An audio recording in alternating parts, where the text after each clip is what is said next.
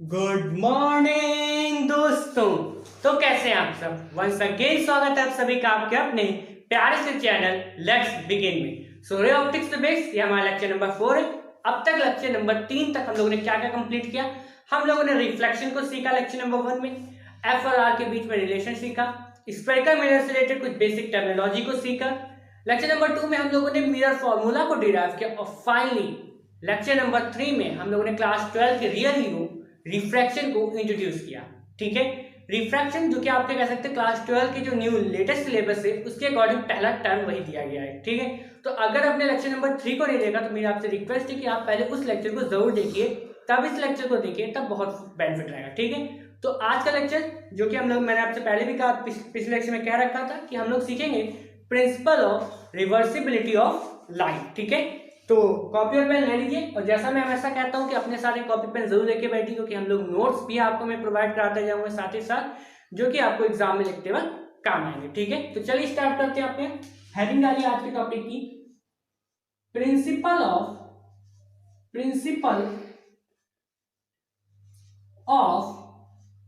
Reversibility of light. तो आज का हमारा टॉपिक है principle of reversibility of light.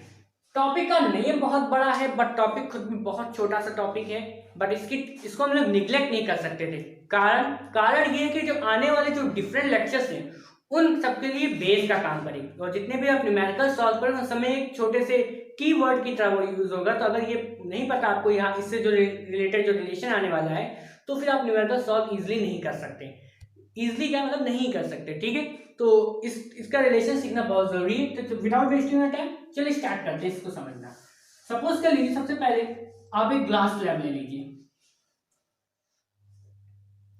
आप एक ग्लास स्लैब ले लीजिए।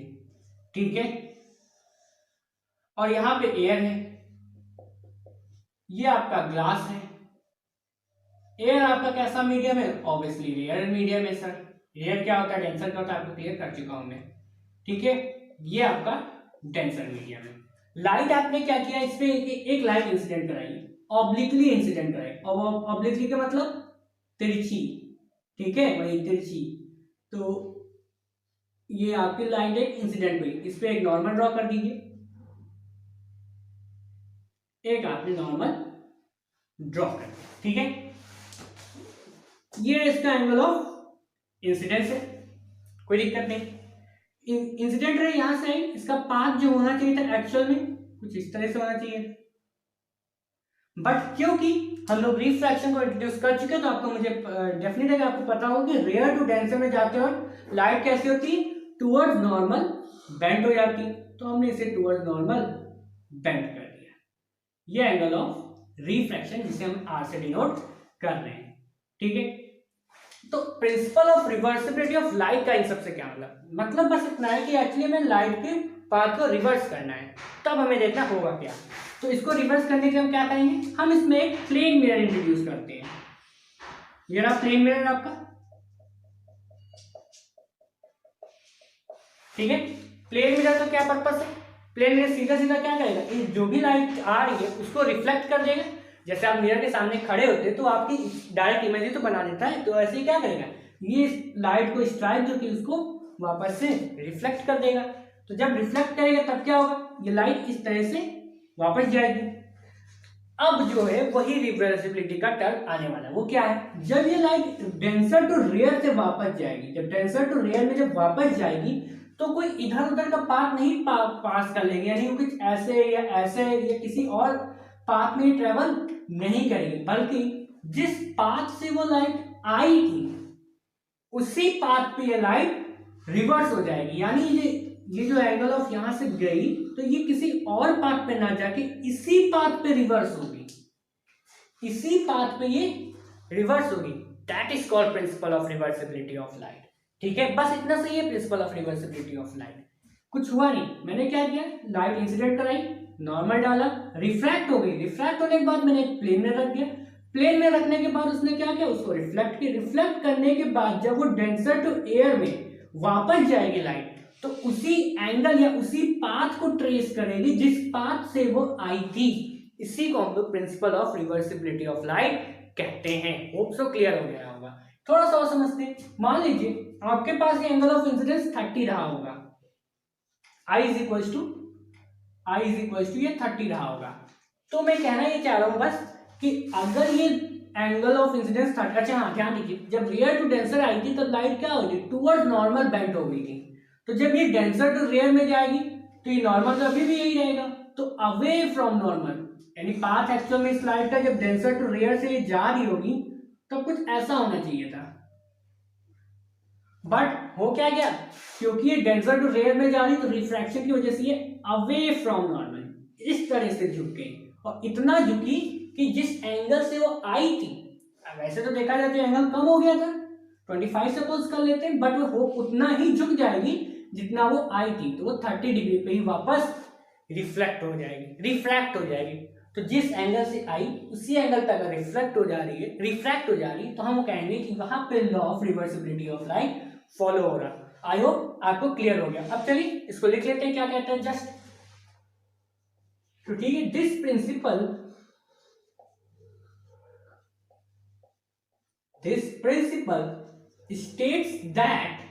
states that if final path of light after it suffered several refraction and reflection is reversed. After it suffered several refraction and reflection is reversed, it retraces its path exactly. सबसे पहले इसका एक screenshot लीजिए, 1 2 3। I hope आपने screenshot ले लिया होगा, ठीक है। तो बस इतना सा हुआ, क्या हुआ, इंसिडेंट आई अंदर टुवर्ड्स नॉर्मल बेंट हुई, रिफ्लेक्ट हो गई, हमने प्लेन में रख दिया, प्लेन में रखने के साथ ही लाइट क्या हो गई, रिफ्लेक्ट हो गई। जब डेंसर टू रेयर में जाएगी तो जैसे वो इन टुवर्ड्स नॉर्मल बेंट हुई थी, अवे फ्रॉम नॉर्मल बेंट हो जाएगी, और इतने एंगल पे बेंट होगी जिस एंगल से वो आई थी, यानी 30 से अगर आई तो 30 पे ही वापस बेंट होके बाहर निकल जाएगी। That is overall principle of reversibility of light, ठीक है। अब इससे रिलेटेड जो एक रिलेशन आने वाला वो बहुत इंपॉर्टेंट है, आई होप आपने ये नोट कर लिया होगा। चलिए आगे बढ़ते हैं। तो इसको मैं फिगर को अभी नहीं यूज करते हैं, ठीक है, हाँ फिगर को अभी नहीं यूज करते हैं। तो अभी हमने क्या सीखा, principle of reversibility of light. अब इसका जो फिनोमेनन मैं कह रहा था बहुत इंपॉर्टेंट रिलेशन है, वो क्या है, रिलेशन ये है कि सपोज कर लीजिए मैं इस ग्लास को नाम भी दे देता हूं P Q R S, ये ग्लास का नाम है, ये एयर है आपकी और ये आपका ग्लास है। तो जब लाइट एयर टू ग्लास जा रही थी, तो मैं अगर रिफ्रैक्टिव इंडेक्स निकालना चाहूँ इस ग्लास का, मैं निकालना चाहता हूँ रिफ्रैक्टिव इंडेक्स इस ग्लास का, तो रिफ्रैक्टिव इंडेक्स क्या होता है, कैसे निकालते हैं, ये सब हम लोग पिछले लेक्चर में देख चुके हैं। तो अगर जरा से भी आपको कंफ्यूजन है तो उस लेक्चर को पहले देखिए, ठीक है। तो refractive index of glass with respect to air, air के रिस्पेक्ट में ग्लास का क्या रिफ्रैक्टिव इंडेक्स होगा, ठीक है। और मैंने क्या कहा इसको लिखते कैसे, म्यू से रिफ्रैक्टिव इंडेक्स डिनोट करते हैं, जिसका निकालना होता है उसे नीचे, जिसके रिस्पेक्ट में निकालना होता है उसे ऊपर। जिसका निकालना हमें ग्लास का रिफ्रैक्टिव इंडेक्स निकालना, किसके रिस्पेक्ट में निकालना, एयर के रिस्पेक्ट में, तो ग्लास का refractive index with respect to air निकालना है, तो इसलिए हमने ग्लास को नीचे और एयर को ऊपर। तो ये होता किसके इक्वल है, साइन आई अपॉन साइन आई, यानी जिस मीडियम से लाइट स्ट्राइक की है उसका एंगल ऑफ इंसिडेंस, और जिस मीडियम में लाइट रिफ्रैक्ट हुई है उसका एंगल ऑफ रिफ्रैक्शन, इन दोनों का रेशियो ही क्या होता है, रिफ्रैक्टिव इंडेक्स होता है। तो आई होप ये क्लियर हो गया होगा। 1 सेकेंड। सो माय फ्रेंड्स, अब तक हमने refractive index of glass with respect to air निकाली है। अब रिफ्रैक्टिव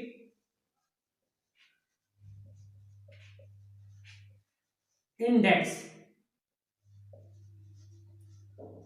ऑफ एयर, यानी जब लाइट यहां से रिफ्लेक्ट होकर वापस इस मीडियम में जाएगी तो हम एयर का रिफ्रैक्टिव इंडेक्स निकाल रहे हैं विद रिस्पेक्ट टू ग्लास की।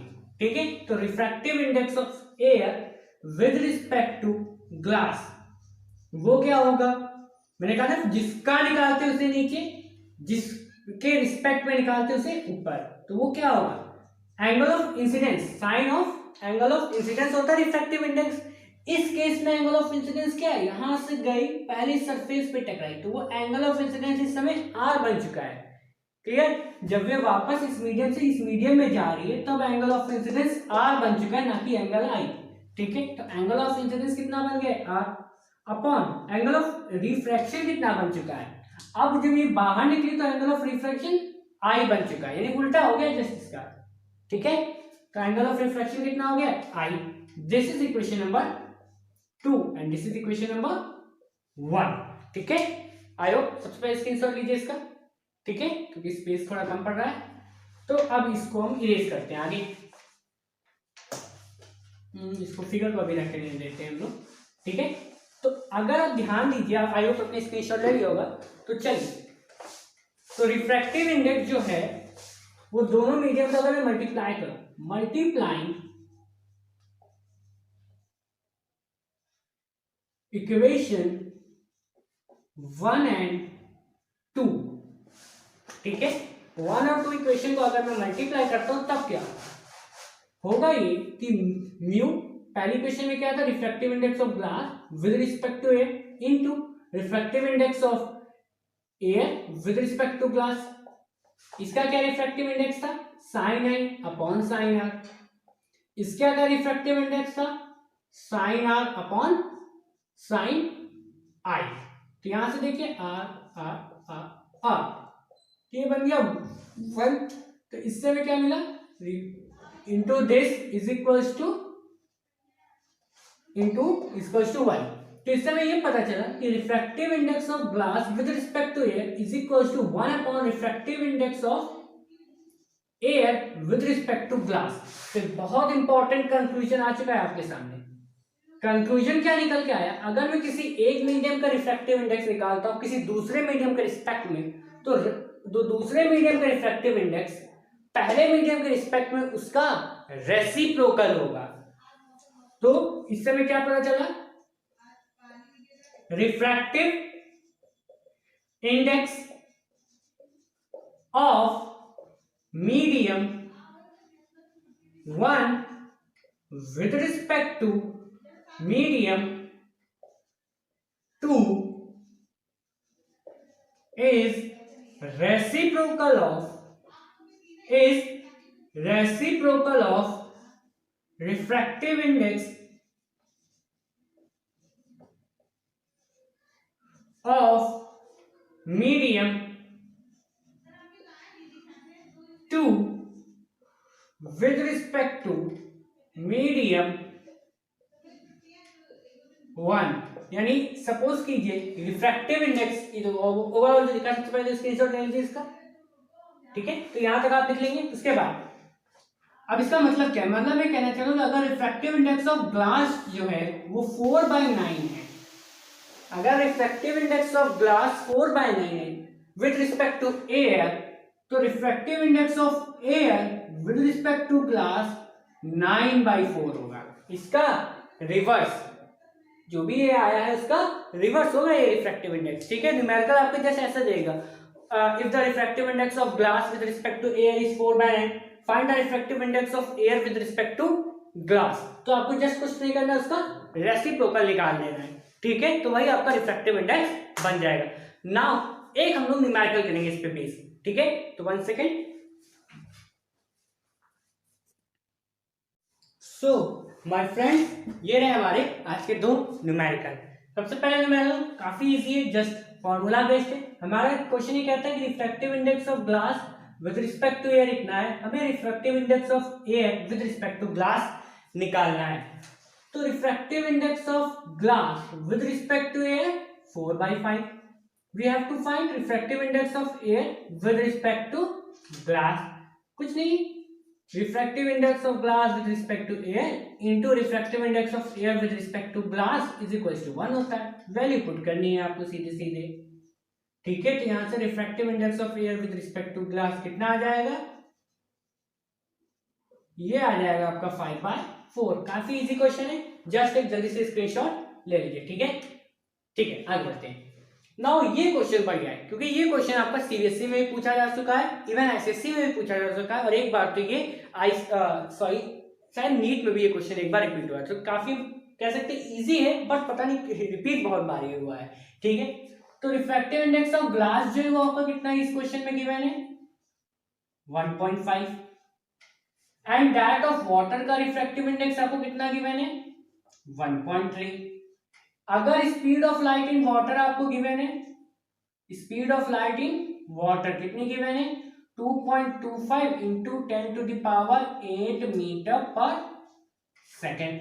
हमें क्या निकालना है, speed of light in glass, हमें निकालना है speed of light in glass, ठीक है। तो ये हमें फाइंड करना है, ये तीन चीजें हमें क्वेश्चन में गिवन है। सबसे पहले रिफ्रैक्टिव इंडेक्स ऑफ ग्लास क्या होगा इन टर्म्स ऑफ स्पीड, क्योंकि अब स्पीड की बात हो रही तो इन टर्म्स ऑफ स्पीड क्या होता है हमने पिछले लेक्चर में देख चुके हैं, वो क्या होगा, speed of light in vacuum upon speed of light इन, क्योंकि ग्लास की बात हो रही है तो ग्लास लेके चलेंगे, अगर किसी और मीडियम की बात होती है तो उस मीडियम का नाम हम लोग लिख देते हैं। यानी किसी का भी रिफ्रैक्टिव इंडेक्स क्या होता है, उस इसकी दो स्पीड का रेशियो, पहली स्पीड वैक्यूम में वो लाइट कितनी किस स्पीड से ट्रेवल कर रही है, दूसरी मीडियम में कितनी स्पीड से ट्रेवल कर रही है, उनका ये रेशियो आपका रिफ्रैक्टिव इंडेक्स होता है। तो अब speed of light in vacuum, ये तो डेफिनेट होता है, किसी भी वैक्यूम में सभी स्पीड की लाइट सी होती है, जो कि 3 × 10⁸ मीटर पर सेकंड के बराबर होती है। और ग्लास में तो हमें पता ही नहीं, तो इसको ऐसे ही लेके देते हैं, ये हमें फाइंड करना है, speed of light in glass, ये एक्चुअली वही लिखा है, ठीक है, सी है, ठीक है, लाइट इन ग्लास। ये हो गई क्वेश्चन नंबर 1, नाम दे देते हैं म्यू जी, ठीक है। ये आई होप आपने नोट कर लिया होगा, ठीक है, स्क्रीनशॉट भी ले लीजिएगा लेना हो तो। आगे बढ़ते हैं, तो जो नेक्स्ट हमारा टर्म है, यानी इसी को आगे हम लोग क्वेश्चन करेंगे यार। ये क्वेश्चन नंबर 1 हो गई। सेकंड क्वेश्चन के लिए हम क्या करेंगे, हम निकालते हैं रिफ्रैक्टिव इंडेक्स ऑफ वाटर, वो कितना होगा, वो भी वही होगा। अब मीडियम हमारा क्या बन चुका है, वाटर बन चुका है, तो स्पीड ऑफ लाइट इन, से गीला हो जाता है मेरा बोर्ड तो जल्दी से इस पे लिखते नहीं बनता है, speed of light in vacuum upon speed of light, अच्छा जो मीडियम का नाम है वही हमें लिखना है, इस बार वाटर हमारा मीडियम है तो हम वाटर लिखेंगे, ठीक है। तो वैक्यूम में तो सेम वही सी ही रहेगी आपकी, और वाटर में इस समय हमारी कितनी स्पीड है, हमें गिवन है, कितनी गिवन है, 2.25 इंटू 10⁸ मीटर पर सेकेंड। ये क्वेश्चन नंबर 2 नाम दे देते हैं इसे, ठीक है। अब क्या कीजिए, आपको क्या निकालना है, ये वाली स्पीड निकालनी है, तो क्या कीजिए आप, dividing equation 2 with respect to equation 1, मतलब ये है कि आप क्या कीजिए, mu G upon mu W क्या हो जाएगा, मैंने कहा इक्वेशन 2 को डिवाइड करना है तो यहाँ पे म्यू डब्ल्यू होगा अपॉन म्यू जी, ऐसे कुछ भी कर सकते हैं, आंसर आना ही है। ये क्या होगा, म्यू डब्ल्यू कितना था आपका, c अपॉन 2.25 इंटू 10⁸, और म्यू जी क्या है आपका, c upon speed of light in glass, ये था आपका म्यू जी, ठीक है। तो c से c कैंसिल हो गया, ये चीज ऊपर चली गई, तो mu W upon mu G किसके इक्वल हो गया, अच्छा म्यू डब्ल्यू की वैल्यू कितनी है, वैल्यू भी पुट कर देते हैं, आप बार बार इतना क्या लिखना, म्यू डब्ल्यू की वैल्यू है आपकी 1.3, म्यू जी की वैल्यू है आपकी 1.5 is equal to speed of light ऊपर चला गया, speed of light in glass upon upon में जो हमें क्या ये 2.25 इंटू 10⁸ मीटर/सेकेंड। कोई दिक्कत नहीं, आगे बढ़ते। ये निकालना है, इसको इधर ट्रांसफर कर दीजिए। तो 1.3 upon 1.5 into 2.25 into 10⁸ metre per second is equal to speed of light in glass. ठीक है, तो अब इसको सॉल्व करना है। पॉइंट से पॉइंट कट गया, यानी यहाँ 13/15 हो गया। 15 से करेंगे आप तो 15 ज़ावर 225 होता है, यानी 1.5 के करीब वन होगा। ठीक है, ठीक है, यहाँ पे 1.3 1.5 तो 15 क्या होता है 1.25, तो इसका स्क्वायर है तो काट दिया हमने। अब 15 इंटू 3 45, 15 45 कैरी ओवर 4, 15 और 4 19। ठीक है, 1 2 के बाद पॉइंट है तो 1.95 इंटू 10⁸ मीटर/सेकेंड। ये आ गई आपकी speed of light in glass. Question easy था बट क्योंकि बहुत बार रिपीट हो चुका है इसलिए इंपॉर्टेंट हो गया है। ठीक है, और हाँ, मैंने जिस पैटर्न से बताया कि सबसे पहले तो आपको ये चीजें लिखनी है। ठीक है, देन आप यहाँ पे आएंगे, पूरा इसी वे में लिखेंगे, क्योंकि आपको पता है जब आप रिटन एग्जाम देते हैं तो आपको कितनी कॉपी में क्लैरिटी होती है, उस पर भी आपको नंबर मिलते हैं। अगर आपको सब कुछ आता है और आपने सब गंदा गंदा मचा के रख दिया है तो नंबर नहीं मिलने वाले। तो स्टेप बाय स्टेप लिखना भी सीखिए कि कैसे में लिखना है। अगर लिख नहीं पाते तो फिर आपको ओवरऑल कुछ मेहनत करने का कोई फायदा नहीं होने वाला है। ठीक है, तो this is the end of this lecture. Thanks for watching. और आप ठीक है, तो नेक्स्ट वीडियो में हम लोग स्टार्ट करेंगे कुछ नया टॉपिक से बेस। Thanks for watching.